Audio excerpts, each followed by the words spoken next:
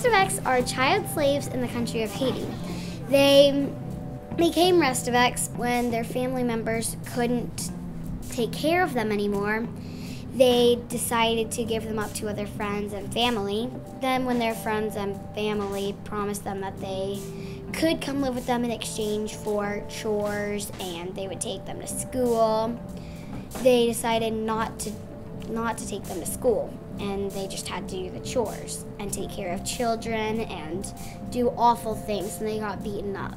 They hit children with wires sometimes, and sometimes it hurt so bad that they would bleed a lot. So the process of the Service Learning Project was Sarah came to her teacher, who then came to her principal, and her principal contacted us. So we sat down in a meeting and she discussed her idea of what she wanted to do to help the Restaveks.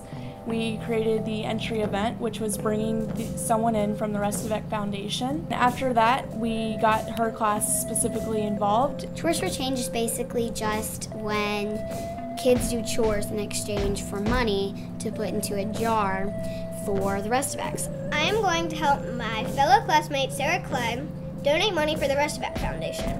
I am also making posters to present to the 4th and 5th graders to teach them more about Restaveks.